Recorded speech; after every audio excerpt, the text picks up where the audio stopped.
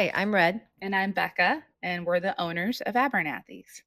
Hello again, this is Kyle Carter in downtown Davenport for another episode of Between Two Bridges with two of my favorite ladies who have ever opened a business in this fine downtown on the riverfront of our beautiful Mississippi. So first of all, thanks for taking a few minutes here to talk about your business and kind of your story. I'd love to open right out of the gate with like what really drove your passion to create this, and just start from kind of your origin story. All the way back. How much time do you have? Yeah. Well, I mean, I'll speak for myself. Kind of, I just grew up in a rural community and did a lot of 4-H and sewing through 4-H programs, and was taught to sew by my great grandmother, and that paired with always having like a love for recycling. I used to beg my dad to like pull over as we were driving so I could pick up cans out of ditches. So those two things are kind of what kind of inspired me. And then I met Red while working at a handmade boutique. And that was a really great experience and really cool opportunity to have like straight out of high school, which I can't say many kids would have had. But when that store closed, I think it created this opportunity that felt like that was what was going to happen. Well, I started young, always really into art. And when I met Becca, we were working at that handmade store. And I think we separated ways for a little while, but always came back to that. And then once we were working again together, Becca looked at what did we do that day? I don't know. We were sewing something. We were sewing something. Is that how a lot of your stories begin? Yeah. We were sewing we were something. sewing. Crafting. Yeah, we were crafting. And then Becca's like, I wish I could have my own store. And I was like, let's do it. And then that's how it happened.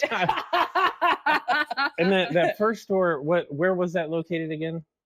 The first store that we worked together was 4 miles to Memphis and LeClaire. Okay. Mhm. Yep. And so over many a PBR, you eventually found your way to downtown Only one Davenport. special PBR found.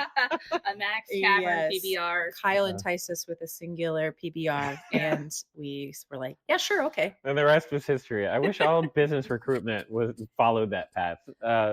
Well, you guys have been, I would consider at this stage, like an anchor of our retail downtown. And it's just been so awesome to see you evolve and change and grow. And you guys have been through so much. How many years are we at now? Is this We'll be 12 in 12? November. Yeah, incredible, right? Like in a flash. It feels like that PBR was just yesterday. Yeah, I'm just so proud of you guys, and I think maybe what people don't know is just how much you work to curate this place, and it's like constant evolution, which is I think a big recipe for your success. So can you dive in a little bit about like the curation process? Like what do you guys look for when you decide what you want to make this place be? I'm going to break it to you. It's not that complicated. I think that when people come into the store, they almost get a little overwhelmed because there's so much here. Mhm. But I think instinctually at it, if like Red and I like it, then it goes in the store. If we would want it for ourselves or our own homes, or if we would want to wear it on our bodies, it's going in the store. And sometimes that means the pieces don't always make sense together because we're different people every day, ourselves and the people who shop here. You know, you might have a different character in your mind when you're getting ready for the day. So, and I think that we also are very lucky. We have a great staff here that helps us, as well as a consignment team for local artists that like when they show up, it's kind of like Christmas. Like whatever Yeah. they feel like making, then we get to feature that. I think that is a part of your model that not everybody understands. Like this place is a hybrid of things that you've created, that others have created. There's some more traditional retail from from like, I guess for lack of a better word, like vendors that you're buying like wholesale. Yeah. Yeah. Nice. So like what percentage blend is it? Like when you get, or does that just evolve, I on a daily basis too? Thank you.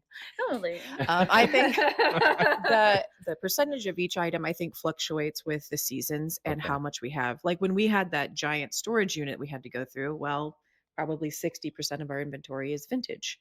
But then we started making more things personally, like our Raised by Movies Oh. behind you. Ah. And so that's starting to take up more of the store. So I think it fluctuates quite a bit. And right now we don't have as much wholesale. Yeah, I think though you've always struck a good balance. Like whatever it is and how it kind of ebbs and flows, it's always cool. Like everything in here screams you, both of you, and you kind of alluded to that of you know, if you think it's something that you would want, you put it in the store. And I think people, especially these days, are like craving that level of authenticity, and it's really hard to do that.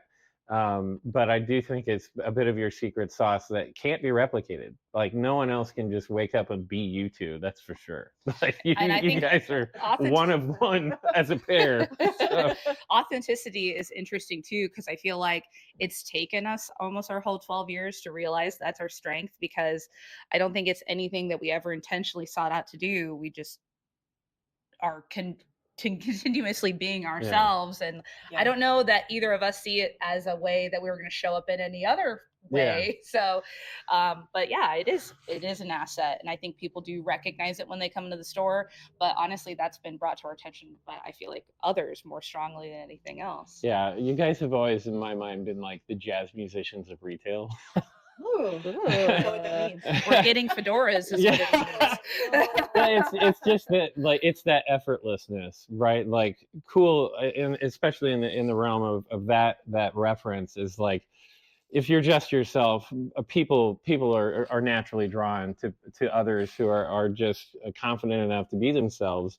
And this store is just a giant reflection of that personality, of that confidence, it's never a wonder to me that people come here and immediately just like, this is mine. Like they want to be a part of that, which is just so cool. So at any rate, there's a million things we could talk about, but one of the ones I wanted to make sure of is that I know we have a bag sale coming up on what date? Can you fill me in there? Saturday, April 19th, we are having our $30 fill a bag sale. We only do it twice a year, so And it's a that's- big deal. And then like literally like fill a bag. Fill a bag. Fill a bag. The bags are almost trash bags. It's going to be select vintage. It'll be outside along the west side of our store. And then we're doing 15% off everything in store. And it helps us to it pretty much switch out all of our vintage inventory from fall and winter to spring and summer. So, Ah, yeah. And then you have Vintage Torque Fest in May. Is that Yeah. right? That's an awesome pre-65 car show that happens in Dubuque, Iowa on May 2nd and 3rd.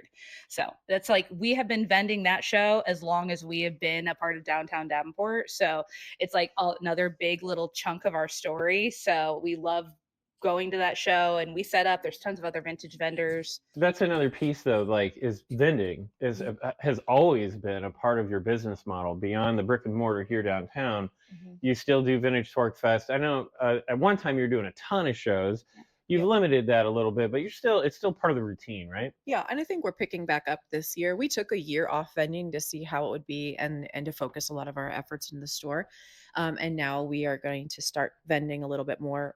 And next Tuesday, we leave for Viva Las Vegas. Ooh. So that's a road trip to Vegas. And we vend at this big car show for a day. And then we get to experience the rest of Viva. Then we drive home. And then we have one day off, and then it's Torque Fest.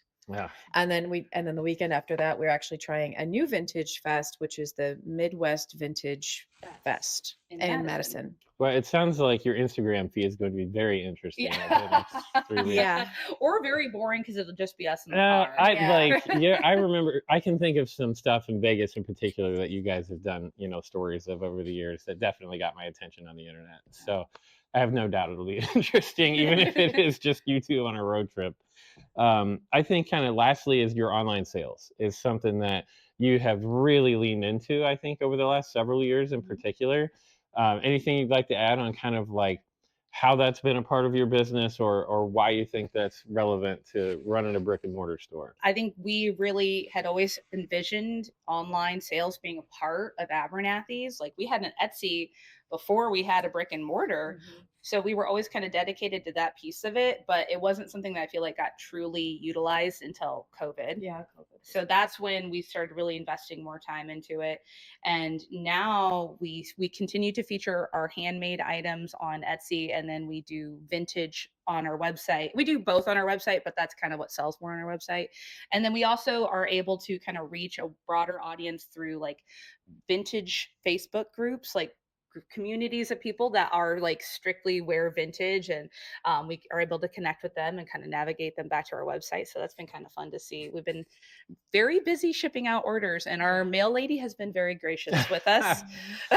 Yeah, that is it. I assume it's the USPS gal that is that. She's the best. Yeah, She's yeah. such a good attitude. Yeah.